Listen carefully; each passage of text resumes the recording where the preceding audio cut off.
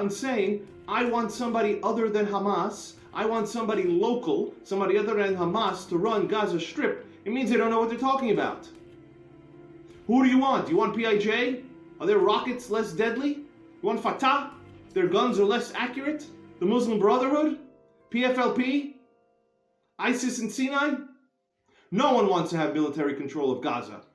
But if you think that controlling Gaza and going to war and fighting terrorism is a question of what you want, then you're the problem.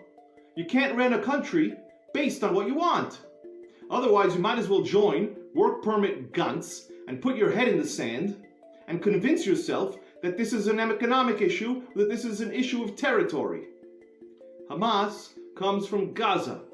There's no Hamasville, there's no island off the coast where they came in and they invaded and they took over. And before there was Hamas, there was another acronym, and there was another alphabet soup. It dates back to the Balfour Declaration, and it dates back to the Hebron massacres, well before there was a state of Israel. And we're talking about Gaza. Gaza, the same place where they give out candies after attacks. The same place where they cheer as they drag Jewish bodies through the street. The same place from which people entered and looted and stole and killed Israelis. And to date, we haven't seen any effort by any Gazans, as far as we know, to turn in to terrorists, to turn in those who have taken hostages. For the 100th time, to the Israeli left and to the Israeli center, and apparently now to the Israeli right, or whoever calls themselves the Israeli right, this is a religious war. They teach their next generation to kill you. The enemy cannot move forward from the wars of their grandparents. So assuming this minister of Knesset is not alone in his thinking, we have to ask, who is the Israeli right wing? Is it Likud? Is it the same party that said nothing when their chairman turned over a 64 mandate right wing coalition to Gantz and Lapid and held a seat for him so he would come and join them? Israel's first instinct was to do a siege.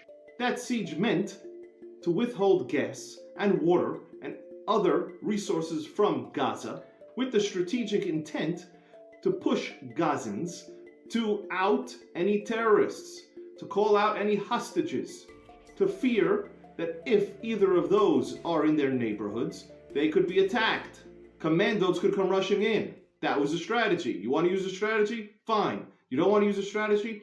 Don't use it. But don't change your strategy because of pressure from the United States. Because when the US decided that they're more concerned about Gazan civilians than Israeli civilians, Likud said nothing. When this fake war cabinet allowed for another country to set up a pier outside of Israel's shores, and when half a dozen countries fly flights over our territory to drop aid, Likud says nothing. And even now that the war cabinet is breaking up finally, it's not breaking up because of Likud. It's breaking up because Gantz decided to jump ship. He's had enough. He's had enough.